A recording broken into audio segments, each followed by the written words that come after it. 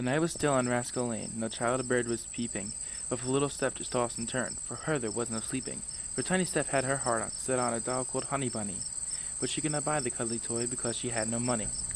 I need to find a way to earn a couple dollars. She knew she could not ask her dad, for he would holler. For hours young Steph tried to think, but to no avail. Then she had the great idea. I'll have a small yard sale. When morning came, she went upstairs and opened the trunk. I think that I can sell some of Daddy's junk. She asked her brother Shane for help. The little Shane got mad. You will be in trouble, Steph, once I tell my dad. So he dragged the box downstairs. She put her dad's stuff out on a table with 2 chairs. First one neighbor came to look, but in an hour there were many. Lita, Matt, Rock, the Cane, each had brought their pennies. The children looked and bought some things and played with one another. Then Lita frowned and said to Matt, "Here come the Dudley brothers." The Dudley boys both seemed to love finding ways to start trouble. One Dudley boy is bad now, but together they were double. Neither me nor Bubba Ray would pay a single penny for your father's old toupee. You think I'm a kook? Who else would buy this helmet that was worn by Farouk? Shane got up and yelled quite loud to become an angry laugh. Pay up for that helmet now, or else I'll tell my dad. The other boys just laughed out loud, and to prove that they were able, both picked up young helpless Shane and slammed him through a table. Hoboken, when it landed on the grass, all of it was broken. The title belt was smashed to bits, the toupee was torn. The helmet was damaged too, the one Farouk had worn. It was a perfect day on Rascal Lane. The skies were blue and sunny. For Stephanie, the day was gray. I'll never get my bunny. It fell from Stephanie's blue eyes. She never felt this sad. Shane just lay on the ground and groaned. Oh, I'm gonna tell my dad. As they laughed and laughed.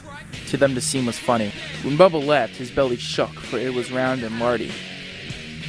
Today's our birthday. Who's coming to our party? Fell on Rascal Lane, the little ones were headed to the last house on the left, the one everybody dreaded. None of them had empty hands. They carried gifts or toys. No one wanted to be slammed by an angry Dudley boy. The Dudley boys grabbed for the gifts as fast as they were able. They scooped them up, all the presents, and placed them on the table. A big birthday cake was brought outside, almost too great to handle. Bubba looked at Kane and said, Hey, want to help blow out the candle?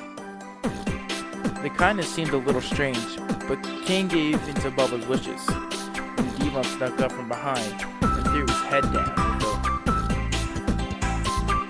The Dudley boys laughed at Kane and said, Stay in your places.